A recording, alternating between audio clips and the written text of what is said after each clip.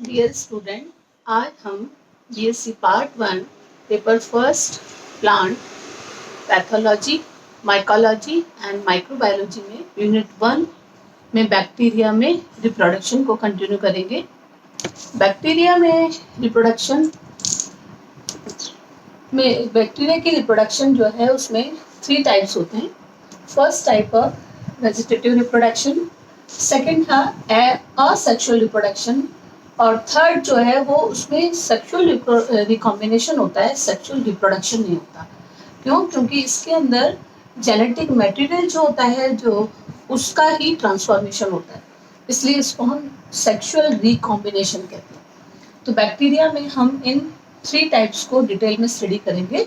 First type है vegetative reproduction. Vegetative reproduction में vegetative का मतलब है कि बैक्टीरिया की जो खुद की स्वयं की कोशिका जो है उस सेल के अंदर वो जो है वो अलग अलग टाइप से डिवाइड हो जाती है और अपना 2 सेल्स का निर्माण कर लेती है। तो मतलब उसमें सेक्सुअल जो मतलब जो या जो जेनेटिक मटेरियल जो होगा वो उसकी जो कई कोशिका जो होती है उसी के ही विभाजन से ही 2 भागों में बनती है और 2 सेल्स का निर्माण करती है, नई कोशिका का निर्माण करती है। तो वेजिटेटिव प्रोडक्शन के अंदर वो 4 टाइप से बांटते हैं। पहला है बाइनरी फिशन, जिसको हम कहते हैं द्विखंडन की क्रिया, और तीसरी क्रिया है सेकंड क्रिया जो है उसको हम कहते हैं बडिंग, इसको कहते हैं मुकुलन, और थर्ड टाइप जो है वो है सिस्ट या फुटी, एंड फोर्थ टाइप जो है उसको बोलते हैं सेगमेंटेशन और खंडीभवन की क्रिया। बाइनरी फिशन या द्विखंडन की क्रिया क्या होती है? उस द्विखंडन में जब उसकी कंडीशंस जो होती हैं, जब बैक्टीरिया को फेवरेबल कंडीशंस मिलती हैं। फेवरेबल कंडीशन का मतलब है जब उसको टेम्परेचर जितना इसके हिसाब से चाहिए उतना टेम्परेचर मिले उसको, जब उसकी भोजन की उपलब्धता मतलब फूड इसको बिल्कुल सफिशिएंट फूड इसके पास हो, और वाटर जो है जितनी मात्रा इसको चाहिए, यानी सारी कंडीशन, चाहे टेम्परेचर की बेस पे देख लो, चाहे फूड बेस से देख लो, चाहे वाटर बेस से देख लो, सब में जब कंडीशन होती है, जो फेवरेबल कंडीशन होती है, तब उसमें असेक्सुअल रिप्रोडक्शन वेजिटेटिव रिप्रोडक्शन में बाइनरी फिशन के द्वारा प्रजनन की क्रिया होती है, वो सेल रिप्रोड्यूस करेगी। इसमें एक सिंगल सेल जो बैक्टीरिया की है वो बराबर 2 कोशिकाओं में बढ़ जाती है। सिंगल सेल कोशिका, एकमात्र कोशिका जो होती है 2 डॉटर सेल्स में डिवाइड हो जाती है। और इनमें ये जो जैसे बैसिलस टाइप है या स्पाइरल टाइप है, उसमें तो लंबवत अक्ष पर होता है। लंबवत का मतलब होता है यहाँ लंबाई, यहाँ पर सेप्टा यूं डिवाइड होगा, यूं लंबवत अक्ष में जो है वो डिवाइड होगी और 2 सेल का निर्माण होगा। जबकि जो कोकस जो है उनमें किसी भी एक्सिस पर डिवाइड, कोकस जो गोल फॉर्म जो होती है उसके अंदर, मतलब क्योंकि बैसिलस और स्पाइरल फॉर्म जो है वो सीधी लंबाई में है तो लंबवत डिवीजन होगा, जबकि स्पाइरल जो ये आपके जो कोकस फॉर्म है उस कोकस फॉर्म में वो किसी भी एक्सिस से डिवाइड हो सकती है। द्विखंडन की क्रिया के अंदर इसमें सारी क्रिया जो होती है मेसोसोम्स काम करता है, ये वाला जो है मेसोसोम्स काम करता है। और इस बाइनरी फिशन को भी हम 3 टाइप्स में डिवाइड करते हैं। फर्स्ट टाइप है division of genetic material. First type में है जो उसका आनुवंशिक पदार्थ है उसका विभाजन कैसे होता है। फर्स्ट टाइप में हम देखेंगे डिवीजन ऑफ जेनेटिक मटेरियल। इसमें जब जीवाणु कोशिका मैक्सिमम अपना साइज गेन कर लेती है तब विभाजन के लिए कोशिका लंबाई में बढ़ जाती है। मतलब जब उस कोशिका का पूरा नॉर्मल साइज, पूरे मैक्सिमम साइज ले लिया, तब वो क्या करेगी, लंबाई में बढ़ेगी। और इसके साथ साथ उसका जेनेटिक मटेरियल जो सर्कुलर डीएनए है वो भी रेप्लिकेट हो जाएगा। मतलब जैसे जैसे वो लंबाई में बढ़ेगी तो उसका डीएनए मटेरियल जो होता है, जेनेटिक मटेरियल जो है वो भी रेप्लिकेशन के द्वारा 2 भागों में बढ़ जाता है। और इसका जो रेप्लिकेशन है वो सेमी कंजर्वेटिव नेचर प्रकार का होता है। और इसको क्योंकि इसको कर्ण ने दिया था, इसको कर्ण ने दिया इसलिए इसका कर्ण मॉडल भी कहते हैं। तो फर्स्ट टाइप में जो था डिवीजन ऑफ जेनेटिक मटेरियल की, जब एक पर्टिकुलर साइज को वो प्राप्त कर लेती है बैक्टीरिया, तब उसका जेनेटिक मटेरियल जो होता है वो भी जो डीएनए जो है वो रेप्लिकेट करता है और वो सेमी कंजर्वेटिव टाइप का होता है। सेकंड है formation of septa. Formation of septa में क्या होता है, उसके जो बीच की भित्ति जो है बैक्टीरिया सेल की जो मध्य स्थान पर जो कोशिका झिल्ली है वो अंतर्वलित हो गई, अंदर की तरफ इनफोल्ड हो गई, और इनफोल्ड होकर ये क्या करेगी, ये अंदर की तरफ नई कोशिका, नई मतलब वॉल का निर्माण करती है। कोशिका भित्ति की 4 परतों में से सबसे अंदर की जो झिल्ली जो होती है वो इनिशियल बनाती है, सेप्टम इनिशियल का निर्माण करती है। और ये धीरे धीरे दोनों तरफ की, जैसे ये देखो यहाँ पर अंतर्वलित हो रही है यहाँ पर, और ऐसे इस साइड की भी, ऊपर की भी और नीचे की अंतर्वलित हो जाएगी। और लास्ट में एक चांस ऐसा आएगा कि ये बीच में, दोनों बीच में एक 2 बराबर कोशिका द्रव को 2 बराबर भागों में बांट देगी। तो ये सेकंड बाइनरी फिशन का सेकंड टाइप है, फॉर्मेशन ऑफ सेप्टम। उसके बाद आता है सेपरेशन ऑफ डॉटर सेल। जब सेप्टम बन गया और जेनेटिक मटेरियल का भी डिवीजन हो गया, तब क्या होगा, एक कोशिका जो है बैक्टीरिया कोशिका 2 सेल में डिवाइड हो गई। बीच में कॉन्स्ट्रक्शन इतना गहरा हो जाता है कि जब कोशिका पूरी तरह से एक दूसरे से डिवाइड हो गई और इन कोशिकाओं का आकार भी बढ़ने लग जाता है जो इससे डॉटर सेल्स बनी है, और ये दोनों कोशिकाएं अलग अलग हो जाती है। तो द्विक विखंडन की क्रिया यानी फेवरेबल कंडीशन में होती है, और इसको टाइम कितना लगता है, 15 to 20 मिनट्स का टाइम लगता है। शुरू में विभाजन की गति तो बहुत कम होती है, लेकिन बाद में एकदम तेज हो जाती है। और जब वो भोजन की कमी हो जाएगी, जब तक कंडीशन फेवरेबल है तब तो रिपीटली, बहुत रेपिटेडली डिवीजन होगा, और जब कम हो जाएगा तब वो मंद क्रिया हो जाएगी। तो इस तरीके से वेजिटेटिव प्रोडक्शन का फर्स्ट टाइप होता है बाइनरी फिशन। सेकंड है बडिंग। बडिंग में क्या होता है कि बैक्टीरिया की जो सेल है उसी के ऊपर, उसके ऊपर का जो टिप पोर्शन है, उसके वहां की कोशिका भित्ति मोटाई कम हो जाती है, और ये पतली कोशिका कला से ढका हुआ जीवद्रव्य, मतलब वहां से एक छोटा सा बर्ड या उभार सा निकलने लग जाता है, और इस उभार को ही क्यों क्या कहेंगे, मुकुल कहेंगे, बर्ड कहेंगे। और इसी दौरान से अब उसकी जो मदर सेल जो है, वो मदर सेल का भी जैसे छोटा सा मुकुल बन गया, वहां का मदर सेल जो होगी वो भी अपना उसका जेनेटिक मटेरियल डिवाइड होगा, और उसका कुछ पोर्शन बर्ड में चला जाएगा, कुछ उसके पास रह जाएगा। इस प्रकार से लास्ट में जब ये कंप्लीटली पूरी बन जाती है तो एक कॉन्स्ट्रक्शन बनता है, और ये बर्ड एक दूसरे से अलग हो जाती है, और ये एक सिंगल इंडिविजुअल फिर बैक्टीरियल सेल बन गई, उसका अपना अपने तरीके से आगे की प्रोसेस को कंटिन्यू करती है।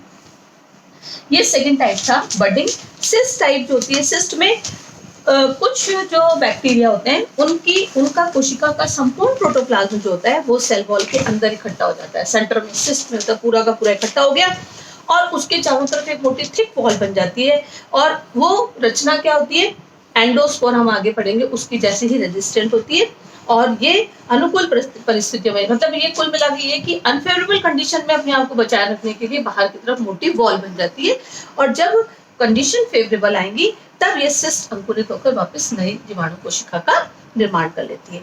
लास्ट टाइप वेजिटेटिव प्रोडक्शन का है सेगमेंटेशन, खंडीभवन की क्रिया। खंडीभवन का मतलब होता है कि बैक्टीरिया जो है उसका जीव द्रव्य किसी भी अवस्था में विभाजित होकर, कोई भी सेल अवस्था है वो छोटे छोटे पार्ट्स में टूट जाता है, और उस पार्ट को हम गोनिडिया कहते हैं, और जैसे ही कोशिका भित्ति के फटने से सूक्ष्म गोनिडिया बाहर आ जाते हैं तो वो नई कोशिकाओं में बदल जाते हैं। यानी अंदर ही जीवाणु कोशिका का जीव द्रव्य छोटे छोटे पार्ट्स में डिवाइड, रचना बना लेता है, जिसको गोनिडिया कहेंगे। और गोनिडिया जीव द्रव्य के अंदर बने, और जब ये कोशिका भित्ति फटेगी तो गोनिडिया बाहर आएंगे, और हर गोनिडिया सेल से नई बैक्टीरियल सेल का निर्माण हो जाएगा। तो ये हमारा था वेजिटेटिव रिप्रोडक्शन में 4 टाइप थे, binary fission, budding, cyst and segmentation.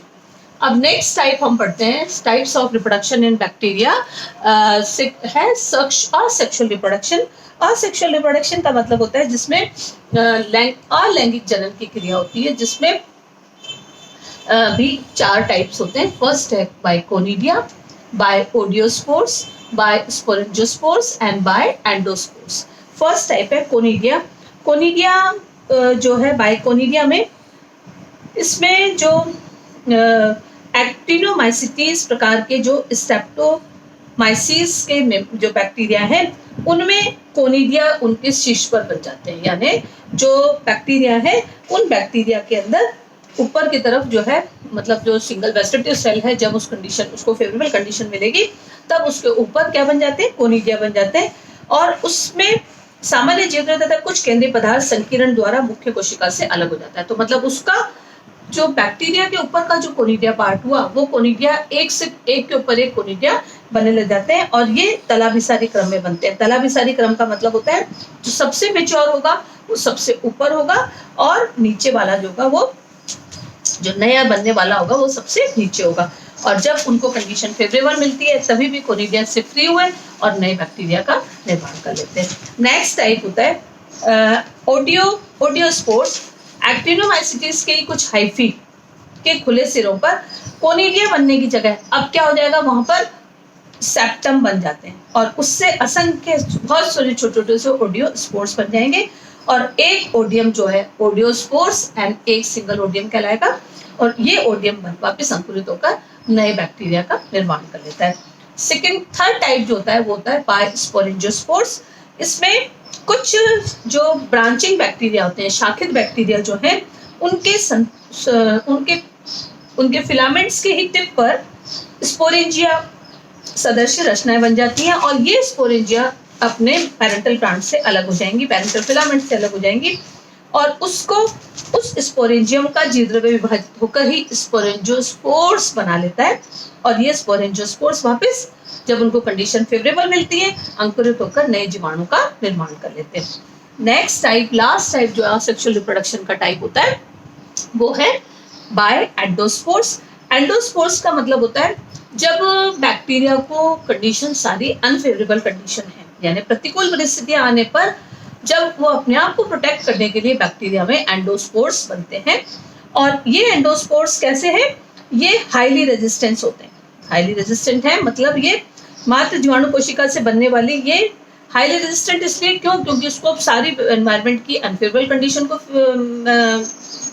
Face करना है, इसलिए उसकी उपापचयी रूप से ये डोर्मेंट कोशिका रचना होती है और इसके अंदर ये मेनली ये बैसिलस और क्लॉस्ट्रिडियम में बैक्टीरिया पाए जाते हैं और ये बैक्टीरिया जो है वो ग्राम पॉजिटिव होते हैं।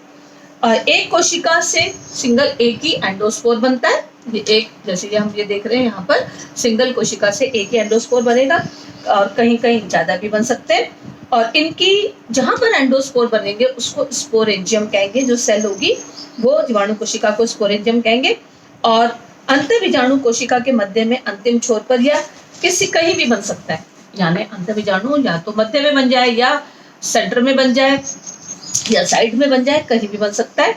और इसके अकॉर्डिंग बस ये देखा गया है कि ये सब अनफेवरेबल कंडीशन में बनता है और ये जो बन जाएंगे जब कायिक वृद्धि के लिए परिस्थितियां अनुकूल होती हैं तब भी मतलब अनफेवरेबल कंडीशन में तो है, लेकिन जब वेजिटेटिव ग्रोथ के लिए परिस्थितियां अनुकूल होती हैं तब भी एंडोस्पोर का निर्माण होता है और एंडोस्पोर जो है वो प्रोटीन मेटाबॉलिज्म पर निर्भर करता है।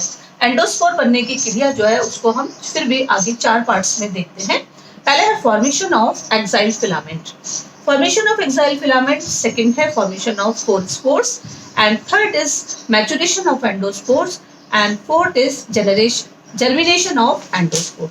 फर्स्ट है axial filament. Formation of axial filament क्या होगा, जीवाणु कोशिका का केंद्रक द्रव जो है वो क्रोमेटिन संगठित होकर, यानी उसका जो केंद्रक द्रव तो था, जो उसका आपके जो जेनेटिक मटेरियल न्यूक्लियोइड में जो था वो क्रोमेटिन को तो संगठित होकर क्या बन जाएगा, एक्साइल फिलामेंट्स बना देंगे और ये एक जो करीब एक छोर से दूसरी तरफ फैल जाता है। ये एक्साइल फिलामेंट जो होता है वो एक छोर से दूसरी तरफ फैल जाएगा। अब उसके बाद क्या होगा, फॉर्मेशन ऑफ फोरस्पोर। फॉर्मेशन ऑफ फोरस्पोर में कोशिका के एक सिरे पर कोशिका भित्ति अंतर्वलित हो जाती है और धीरे धीरे उसके सिरे मिल जाते हैं और एक छोटी कोशिका बन जाती है या वो जो क्रोमेटिन तथा अक्षय तंतु को कुछ भाग को घेर लेती है उसको हम क्या कहते हैं, क्रोमेटिन और उन दोनों को घेर लिया उसको हम कहेंगे फोरस्पोर। यानी कोशिका के एक सिरे पर कोशिका भित्ति अंतर्वलित होगी, फोल्ड होगी, इनफोल्ड होगी और धीरे धीरे उसके दोनों सिरे वापस मिल गए, एक छोटी कोशिका बन जाती है जो क्रोमेटिन और एक्सियल फिलामेंट को कुछ भाग को घेर लेती है। इसको ही हम फोरस्पोर कहेंगे। यानी फोरस्पोर में क्रोमेटिन और एक्साइल फिलामेंट दोनों होते हैं और इसके चारों ओर कोशिका भित्ति का निर्माण होता है, इसको हम स्पोर वॉल कहेंगे। नेक्स्ट है maturation of endospore. Maturation of endospore में निर्माण के अंतिम कुछ घंटों के बाद उसका आकार जो है, वो जो स्पोर बना, उसका आकार बहुत अधिक बढ़ जाता है। अंत में ये एंडोस्पोर का निर्माण हो जाएगा। और एंडोस्पोर जो होते हैं, ये मात्र कोशिका इसके बाद कुछ समय तक जीवित रहती है, उसका जीवद्रव्य अवघटित हो गया। मतलब बस मात्र कोशिका में एंडोस्पोर बनने तक तो रहेगी, उसके बाद वो हो जाएगी। ऑटोलाइसिस की क्रिया के द्वारा यहाँ से एंडोस्पोर, मतलब उसने मात्र कोशिका को तो खत्म कर दिया, ऑटोलाइसिस से एंडोस्पोर बाहर आ गए और बाहर आने के बाद डिस्पर्स हवा में हो जाते हैं और फिर बाहर अनफेवरेबल कंडीशन है, इसलिए डोरमेंट अवस्था में रखे रहते हैं।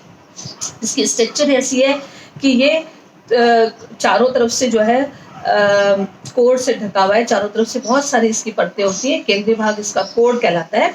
जल की मात्रा इसमें बहुत कम होती है, प्रोटीन की मात्रा ज्यादा होती है। जीवद्रव्य जो होता है वो डायपिकोनिलिक अम्ल और अल्प मात्रा में एंजाइम भी इसमें पाए जाते हैं। और बाहर की तरफ इसके अंदर कोड है और बाहर की तरफ कॉर्टेक्स है। कॉर्टेक्स के अंदर इनर मेम्ब्रेन होती है और कई भागों में बटाता, तो आउटर कोट और इनर कोट है।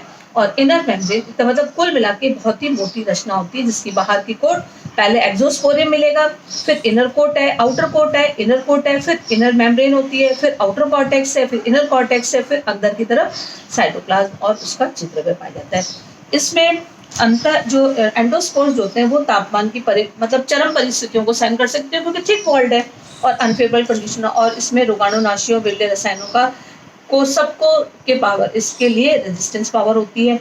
और ये कम से कम, जैसे एंथेस बैक्टीरिया है, ये तो 100 डिग्री सेंटीग्रेड का तापमान 20 डिग्री तक 20 आवर्स तक भी सहन कर सकते हैं।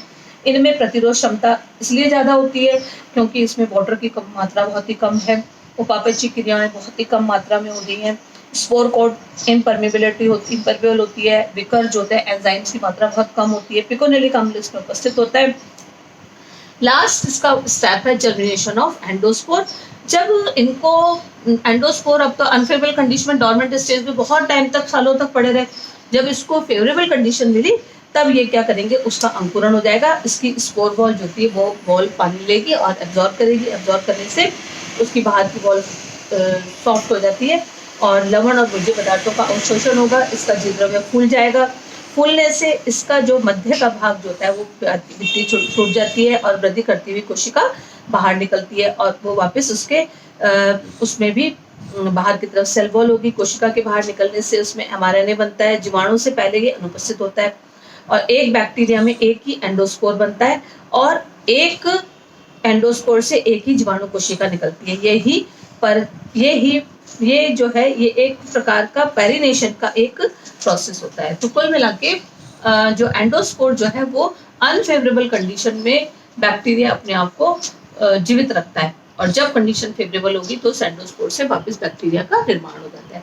तो आज हमने vegetative reproduction on sexual reproduction bacteria में डिटेल में पढ़ा और इसी की डिटेल में पढ़ने के बाद हमने इनको सेक्सुअल रिप्रोडक्शन को, असेक्सुअल रिप्रोडक्शन को, जो वेजिटेटिव रिप्रोडक्शन को, इसमें 4 टाइप्स को भी डिटेल में पढ़ा। Thank you.